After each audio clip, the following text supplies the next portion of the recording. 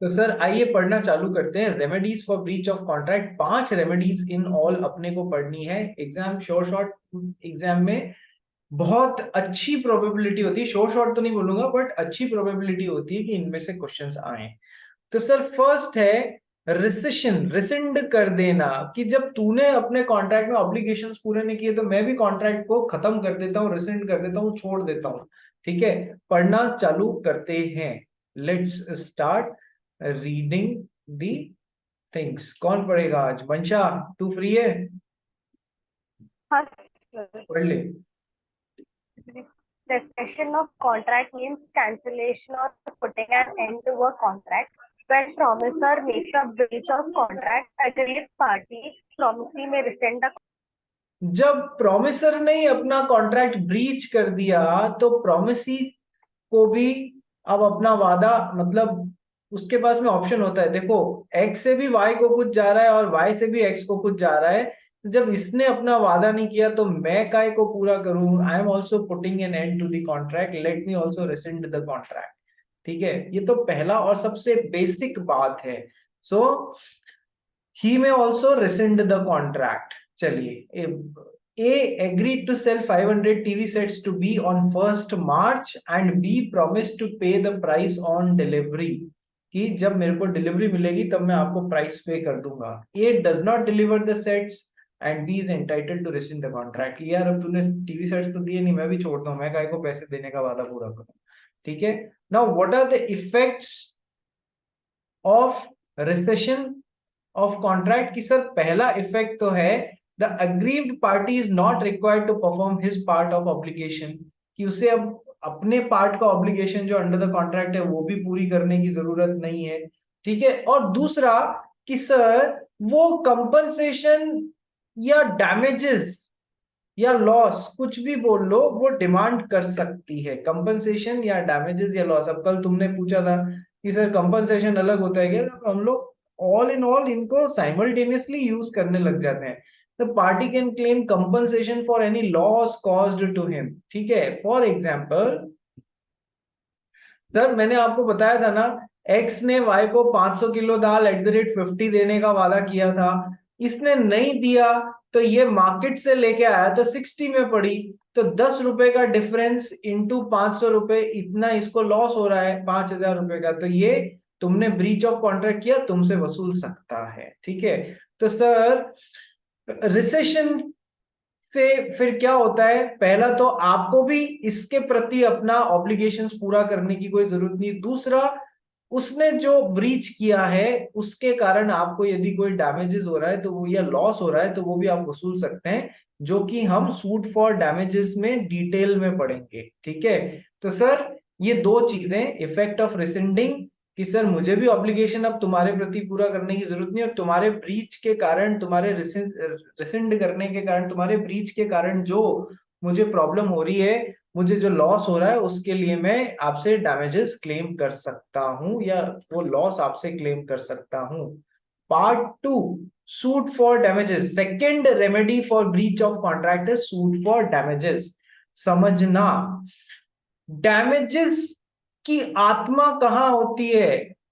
Damages की आत्मा इस बात में होती है कि यदि किसी पार्टी ने अपने ऑब्लिगेशन परफॉर्म नहीं किए, उसके कारण आपको कोई लॉस हो रहा है, तो आप उस लॉस को मेक गुड दी लॉसेस करेंगे।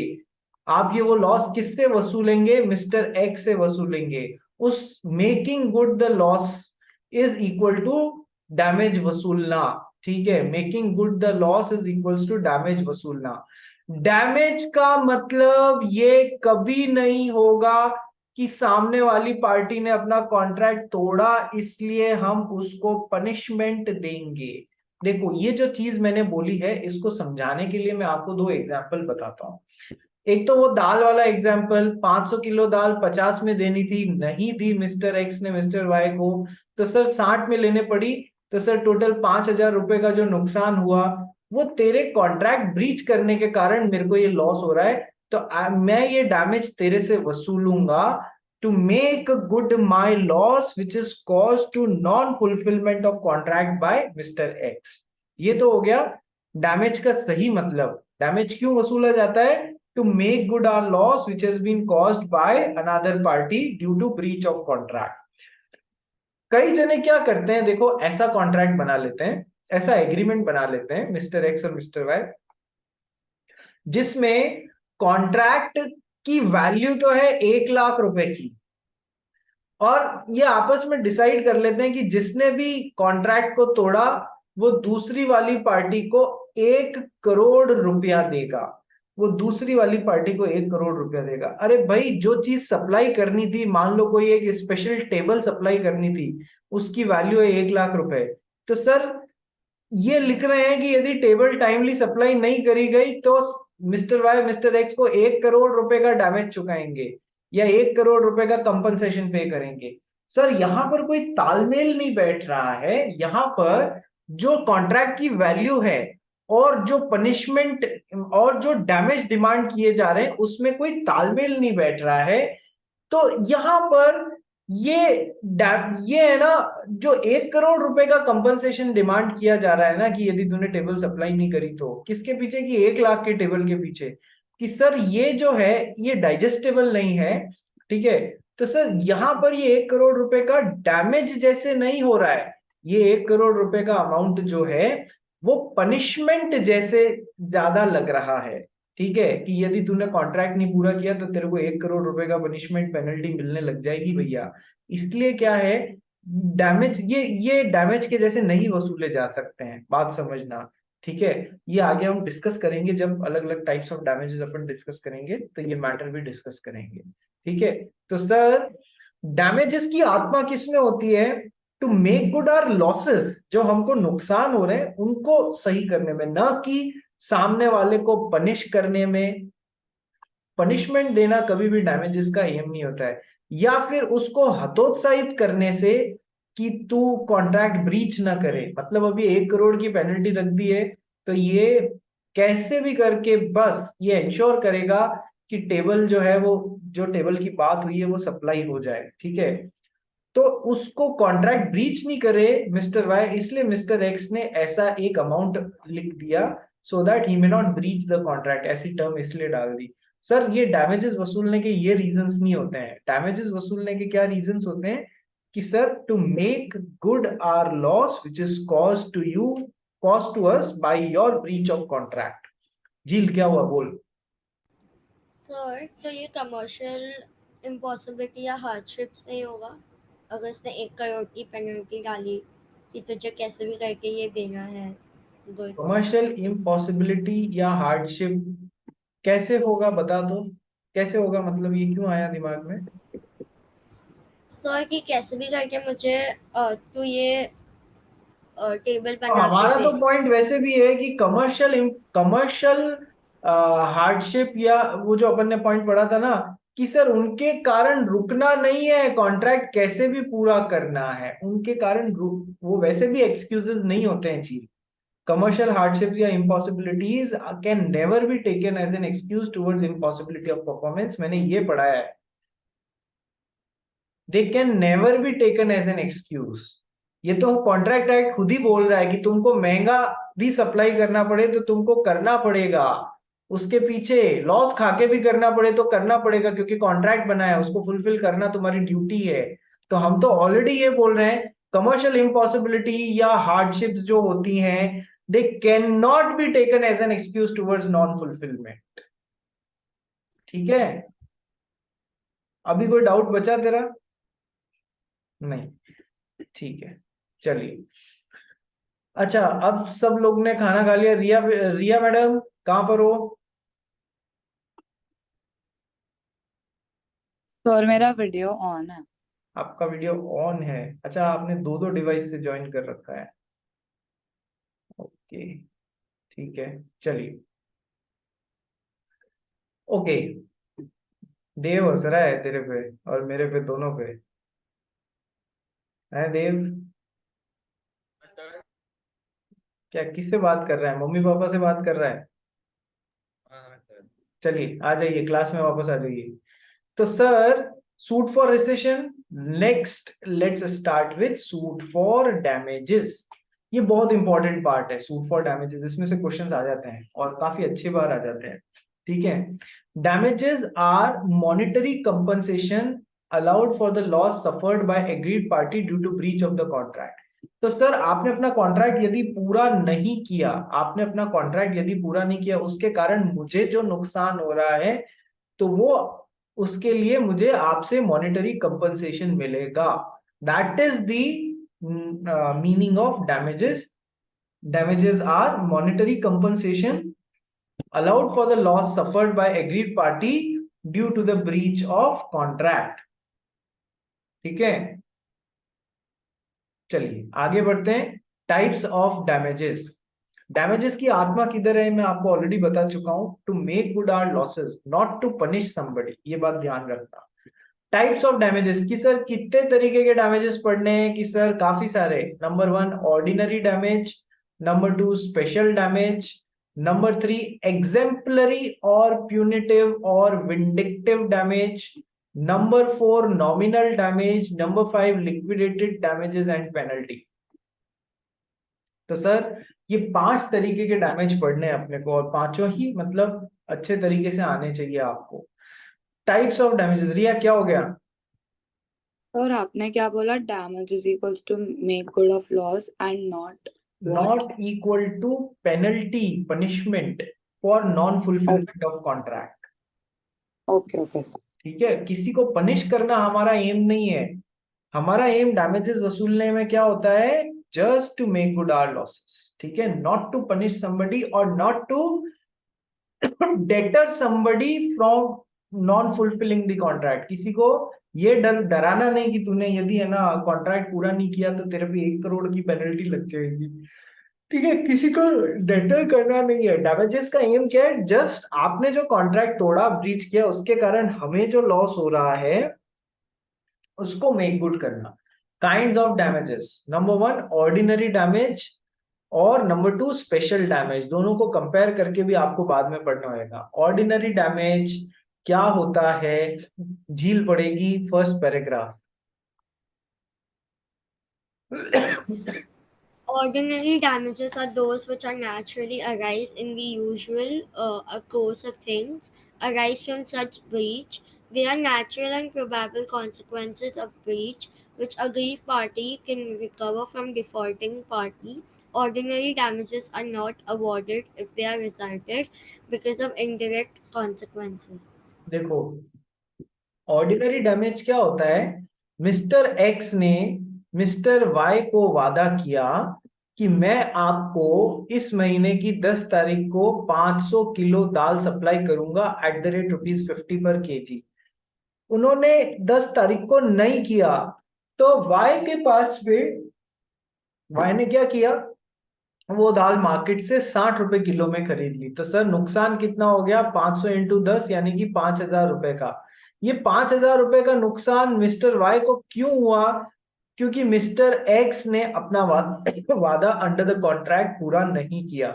सो ये बहुत सिंपल और डायरेक्ट रिजल्ट है ब्रीच होने का। ये बहुत सिंपल और डायरेक्ट रिजल्ट है ब्रीच होने का, जो कि मिस्टर वाई मिस्टर एक्स से वसूल सकते हैं। क्या लिखा हुआ है, ordinary damages are those which naturally arise in the usual course of things from such breach, which naturally arise in the usual course of things from such breach। Sir naturally तो arise हो रहा है, आपने contract पूरा नहीं किया तो market में उस दिन 60 रुपए किलो से दाल मिल रही थी तो मैंने वहां से खरीदी, तो 5,000 रुपए का नुकसान मेरे को हो गया। तुमने कॉन्ट्रैक्ट ब्रीच किया तो मुझे 5,000 रुपए एक्स्ट्रा देके वही 500 किलो दाल खरीदनी पड़ी। तो सर नेचुरली अराइज हो रहा है ये, और ये सामने वाले से जिसने कॉन्ट्रैक्ट ब्रीच किया है उससे हमें हमेशा वसूला जा सकता है, क्योंकि उसी की हरकतों के कारण नेचुरली ये हुआ है।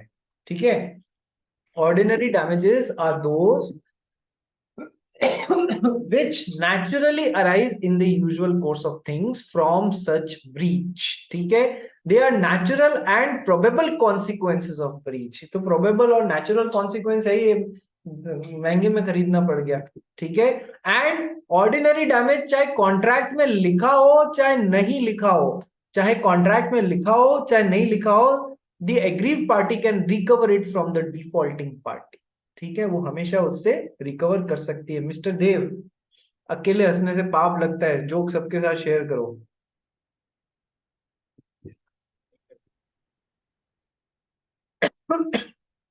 जल्दी बता भाई, जोक क्या है?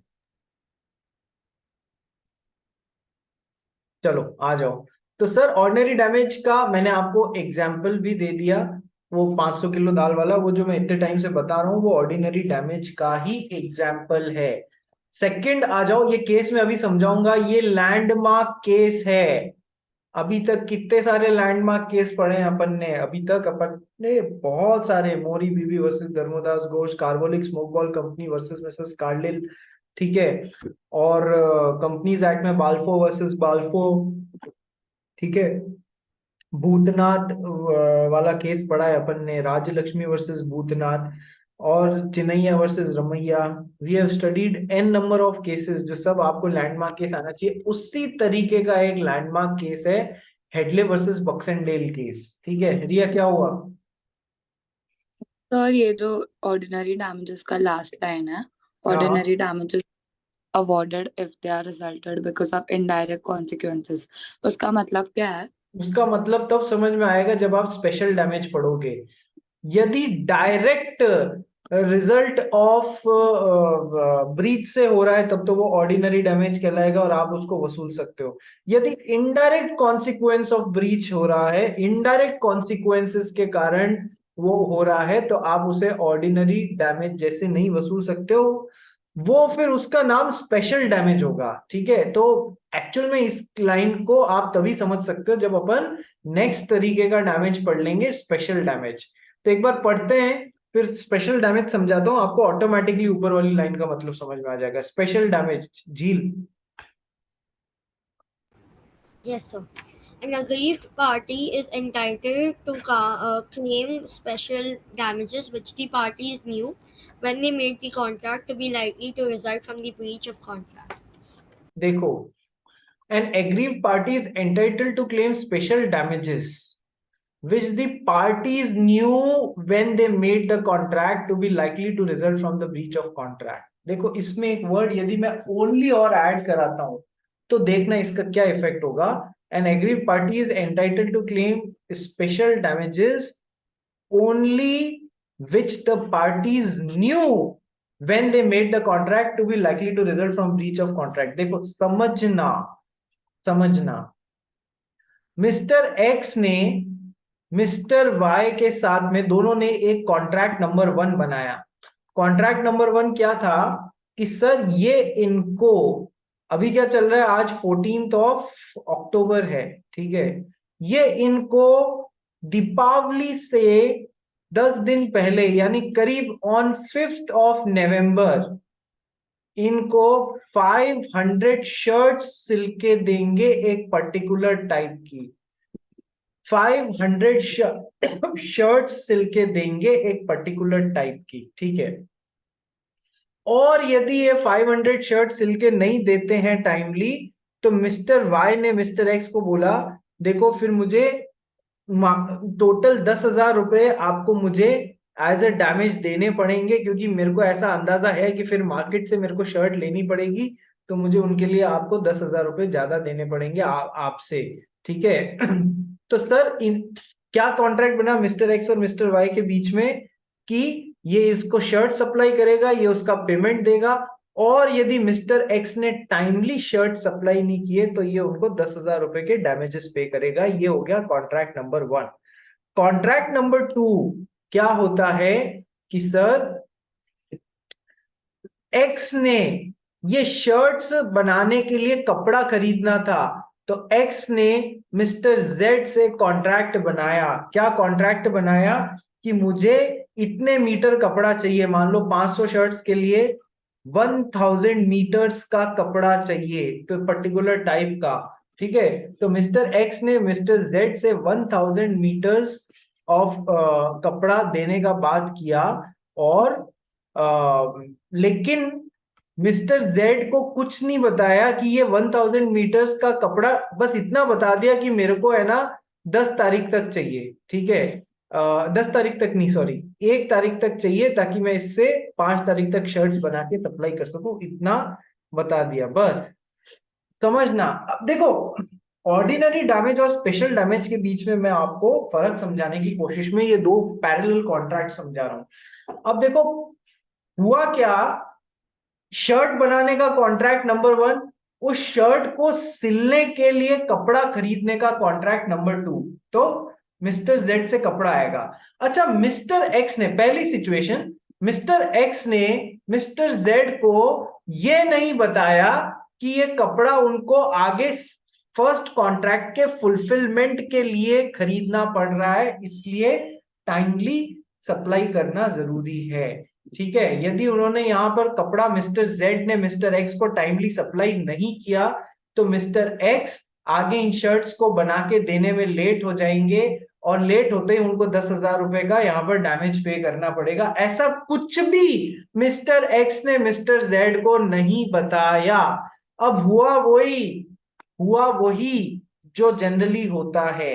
तो मिस्टर जेड ने टाइमली मिस्टर एक्स को यहां पर कपड़ा सप्लाई नहीं किया, ठीक है, जिसके कारण मिस्टर एक्स टाइमली यहां से यहां पर शर्ट्स बना के नहीं दे पाए, तो 10,000 रुपए की उनकी डैमेज लग गई। ठीक है, जो मिस्टर एक्स को मिस्टर वाई को देना पड़ गया। क्यों? क्योंकि मिस्टर जेड ने उनको टाइमली सप्लाई नहीं किया था कपड़ा, तो फिर शर्ट्स बना के टाइमली पहुंचा नहीं पाए।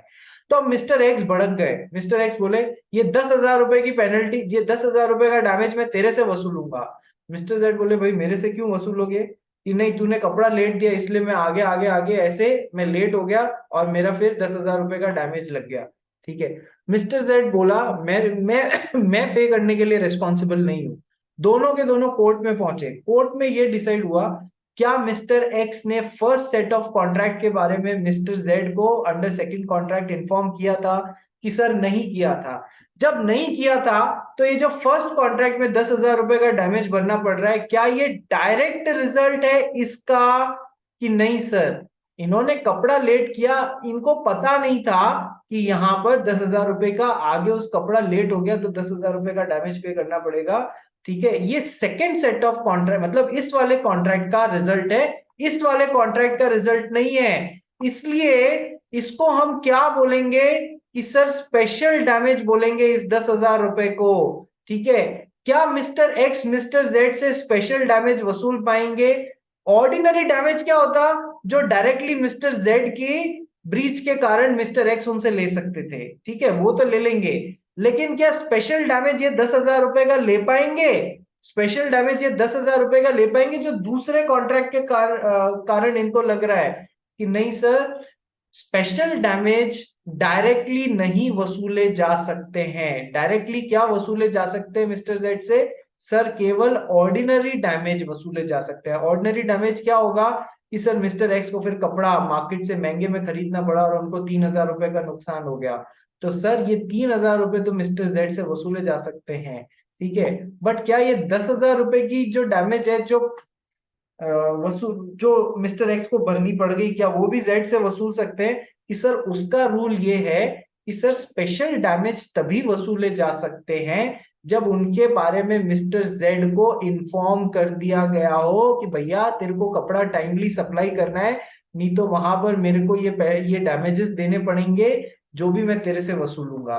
यदि उनको इन्फॉर्म कर दिया गया है तो उनसे स्पेशल डैमेज वसूल सकते हो। यदि इन्फॉर्म नहीं किया गया है तो मिस्टर जेड से केवल ऑर्डिनरी डैमेज वसूल सकते हो, ऑर्डिनरी के साथ में स्पेशल डैमेज नहीं वसूल सकते हो। वापस एक बार समझो सर, सबसे पहले ऑर्डिनरी डैमेज कि सर जो डायरेक्टली एक्स और वाई के बीच में कोई कॉन्ट्रैक्ट बना है और एक्स ने अपना ऑब्लिगेशन पूरा नहीं किया तो वाई उससे ये डैमेज वसूल सकता है। ठीक है, स्पेशल डैमेज क्या है? जो sir direct consequence of this contract से नहीं और कोई इनडायरेक्ट कॉन्सिक्वेंस से उनके ऊपर आ रहा हो, वो होता है स्पेशल डैमेज।